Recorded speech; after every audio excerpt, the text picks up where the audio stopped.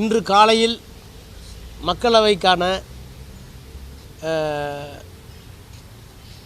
Business திட்ட அறிவிப்பில் இந்த வந்தே மாதரம் மசோதா இடம்பெறவில்லை. திடீரென்று 3 மணிக்கு அந்த மசோதாவை கொண்டு வருகிறோம் என்று கொண்டு வந்தார்கள். சப்ளிமெண்ட்ரியில் துணை பட்டியலில் கொண்டு வந்தாங்க. நான் ஏற்கனவே அதுக்கு ஒரு திருத்தம் கொடுத்துருந்தேன். இதில் என்ன நடந்ததுன்னா, ஒரு மிகப்பெரிய மோசடி, ஒரு பெரிய ஃப்ராடுன்னு தான் சொல்லணும். இவங்க கொண்டு வந்திருக்கிற சட்டத்தில் வந்தே மாதரம் பாடல் 24 ஜனவரி 1950 அரசியல் நிர்ணய சபையினுடைய தலைவராக இருந்த ராஜேந்திர பிரசாத் அவர்கள் தலைமையில் தேசிய பாடலாக ஒப்புக்கொள்ளப்பட்டது என்பது உண்மை. ஆனால் இந்த மசோதாவில் என்ன சொல்கிறாங்கன்னா, அப்படி பக்கிங்கம் சாட்டர்ஜி என்பவரால் எழுதப்பட்ட வந்தே மாதரம் பாடலுக்கு தேசிய கீதத்திற்குள்ள மரியாதையை தர வேண்டும். அதை தரவில்லை என்றால் குற்றம், சிறை தண்டனை, அபராதம் என்று சொல்லியிருக்கிறார்கள். ஆனால் இவங்க மசோதாவில் சொல்லியிருக்கிறது, பக்கிங் சாட்டர்ஜி எழுதின வந்தே மாதரத்தினுடைய எழுதப்பட்ட பாடலை பாடலான தப்புங்கிறாங்க. அதுக்கு அப்ரூவல் ராஜேந்திர பிரசாத்தும் அரசியல் நிர்ணய சபையும் கொடுத்துருக்குன்னு சொல்கிறாங்க. அது மிகப்பெரிய பொய். அரசியல் நிர்ணய சபையில் வந்தே மாதரம் பாடல் தேசிய பாடலாக ஒப்புக்கொள்ளப்பட்டது உண்மை. ஆனால் எதை ஒப்புக்கொண்டார்கள் என்றால், அதில் 4 பத்தி இருக்குது. மொதல் 2 பத்தி தேசத்தை பற்றியது, மீதி 2 பத்தி இஸ்லாமியர்களுக்கு எதிரானது.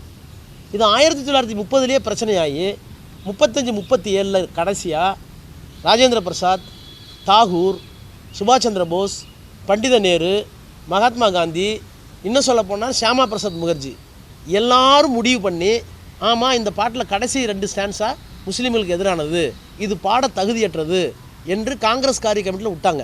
அன்றைக்கி காங்கிரஸ் காரிய கமிட்டியும் அரசியல் நிர்ணய சபையில் செயல்பாடுகளும் அன்றைக்கி ஒன்று தான். அவர்களால் விடப்பட்ட பாடலைத்தான் இந்த தேசிய பாடலாக அரசியல் நிர்ணய சபையில் ராஜேந்திர பிரசாத் முன்மொழிந்தார், ஏற்றுக்கொள்ளப்பட்டது.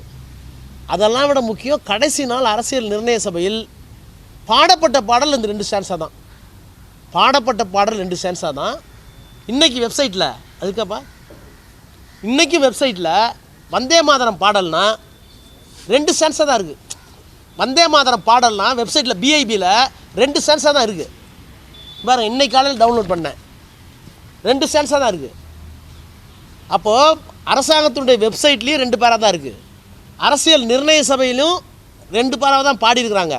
பாடினவங்க யாருன்னே இருக்குது, லட்சுமிகாந்த் மைத்ராங்கிற ஒரு அம்மா தான் பாடியிருக்காங்க, அவங்களோட சேர்ந்து பாடியிருக்காங்க. அதான் கடைசி. அப்போது அரசியல் நிர்ணய சபையில் பாடப்பட்ட பாடல் 2 பத்தி, ஒப்புக்கொள்ளப்பட்டது 2 பத்தி, இன்றைக்கி பிஐபியில் ஒத்துக்கிட்டது 2 பத்தி. அப்படின்னா அரசியல் சட்டமே அரசியல் நிர்ணய சபையிலிருந்து தான் வந்துச்சு. அப்போ நீங்கள் அரசியல் நிர்ணய சபையை தாண்டி போனீங்கன்னா நீங்கள் பாடுற பாடல் அரசியல் சட்டத்துக்கு எதிரானது. நான் உதாரணத்துக்கு இன்னும் ஒரு படி மேலே போய் சொல்கிறேன்.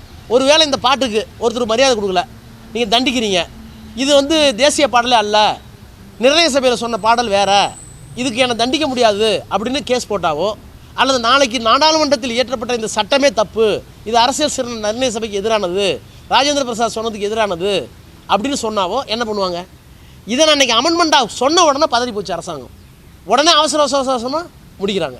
நான் 2 மணிக்கு அமெண்ட்மெண்ட் கொடுக்குறேன், 3:30 மணிக்கு கொண்டு வராங்க, முடிச்சிட்டாங்க. இது ஒரு அரசியல் சட்ட மோசடி. இது இஸ்லாமியர்களுக்கு எதிரானது. இதை திராவிட முன்னேற்ற கழகத்தின் சார்பிலும் எங்களுடைய தலைவர் சார்பிலும் வன்மையாக கண்டிக்கிறோம். ஏற்கனவே ஒரு பக்கம் தமிழ் தாய் வாழ்த்து பாடக்கூடாது 3வது இடத்துக்கு தள்ளப்பட்ட நிலையில் இப்போ இந்த மசோதாவை கொண்டு வந்ததுனால நீங்கள் அதில் தான் ஒன்று பார்க்கணும். இவங்களுடைய நாகரிகம் எப்படின்னு தெரிஞ்சுங்க. இவருடைய நாகரிகம் எப்படின்னு தெரிஞ்சுங்க. கலைஞர் மனோன்மணியம் சுந்தரனாருடைய பாடலிருந்து நீராறும் கடல் உடுத்த பாடல் கொண்டு வந்தார். கவனமாக கவனிங்க. நீராறும் கடல் உடுத்த பாடலில் இடையில ஒரு வரி வருது, ஆரியம்போல் உலக வழக்கு அழித்து ஒளிந்து சிதையாவுன் சீரிழமை. அப்போ ஆரியம்போல் உலக வழக்கு அழிந்து ஒளிந்து அப்படிங்கிற வாசகம் உண்மைதான். ஆரிய அன்னைக்கு இல்லை, சமஸ்கிருதம் இல்லை. ஆனாலும் கூட கலைஞர் நாகரிகமானவர் திராவிட முன்னேற்ற கழக ஆட்சியில் தமிழ் பாடலை கொண்டு வரும்போது, இது ஆரியர்களுக்கு எதிராக இருக்கிறது, இது ஒரு சமுதாயத்துக்கு எதிராக இருக்கிறது, இது சமஸ்கிருதத்துக்கு எதிராக இருக்கிறது, அதையே செத்து போன மொழி நம்ம சொல்லணும், அது செத்து போயிருந்தால் கூட அப்படி நம்ம சொல்ல வேண்டிய அவசியம் இல்லை, அது யாரையாவது புண்படுத்தும் அப்படிங்கிற நாகரிகம் கலைஞருக்கும் திமுகவுக்கும் இருந்துச்சு. அதனால தான் நீராறுங்கடல் கொடுத்த பாடலில் ஆரியம்போல் உலக வழக்கு அழிந்து ஒளிந்து சிதையா உன் சீரிழமை அப்படின்னு வர பாடலில் ஆரியம்போல் உலக வழக்கறிஞர்கள் எடுத்துகிட்டு வந்த வரியை எடுத்துகிட்டு தான் பாடுறோம். இது தமிழ் தாய் வாழ்த்து. இது கொண்டு வந்தவர் கலைஞர். கலைஞருக்கு நாகரிகம் இருந்தது, திமுகவுக்கு பண்பாடு இருந்தது, அந்த அரசுக்கு பண்பாடு இருந்தது. நீங்கள் ஒரு பாடலை கொண்டு வரீங்க. அதே மாதிரி நீராறுங்கடலுடத்தில் எப்படி ஒரு இனத்தை, ஒரு மொழியை, சமஸ்கிருதத்தை அழிந்து ஒளிஞ்சு போச்சுன்னு சொல்கிறோமோ, அதே மாதிரி இங்கே முஸ்லீம் அழியணும்னு சொல்கிறீங்க, முஸ்லீம் ஒழியணும்னு சொல்கிறீங்க, அவங்க கெட்டவங்கன்னு சொல்கிறீங்க. அந்த 2 வரி எடுக்கல உங்களுக்கு என்ன பிரச்சனை? கலைஞர் எடுத்தார்ல, தமிழ் தாய் வாழ்த்து, தமிழை வாழ்த்துங்க, ஏன் ஆரிய ஒழிகன்னு சொல்கிறீங்க? அப்போ கலைஞருக்கு இருந்த அந்த நாகரிகம், அந்த பண்பாடு, அந்த அந்த அந்த பக்குவப்பட்ட உணர்ச்சி இவங்களுக்கு இந்த ஆட்சிக்கு இல்லையே. நீ கொண்டு வர அந்த பாடலில் எப்படி நீராறுங்கடல் ரெண்டு பற்றி எடுத்தீங்களோ அதே மாதிரி எடுக்க வேண்டியதானே? இதுதான் கலைஞருக்கும் இவர்களுக்குள்ள வித்தியாசம், திமுகவுக்கும் பிஜேபிக்குள்ள வித்தியாசம். இதை ஏன் இப்போ சட்டமாக கொண்டு வந்திருக்காங்க? ஒரு விதிமுறை இதான் இந்துமயமாக்கணுங்க. இதை முழுசாக இந்துமயமாக்கணும். இஸ்லாமியர்களுக்கு, கிறிஸ்தவர்களுக்கு எதிராக அதுதான் சொன்னேன். நீங்கள் ஆரம்பிக்கவே தான் நான் சொன்னேன். இந்த நாட்டில் இந்திய தேசியம் என்பதை மாற்றி இந்து தேசியம், இஸ்லாமிய தேசியம், Hindu nationalism and Muslim nationalism அப்படிங்கிற வார்த்தையை பிரயோகப்படுத்தினதை சவர்கர் தான் பயன்படுத்தினாரு. அதுக்கு முன்னே பாட்டு, இந்த பாட்டு இதை நான் சொல்லும் போதே மைக்கை கட் பண்ணி பாஸ் பண்ணிட்டாங்க. நான் கொடுத்த திருத்தத்துக்கு எந்த பதிலும் சொல்ல விடலை, பதறிட்டாங்க. உண்மை தாங்கிறது தெரிஞ்சுக்கிட்டாங்க.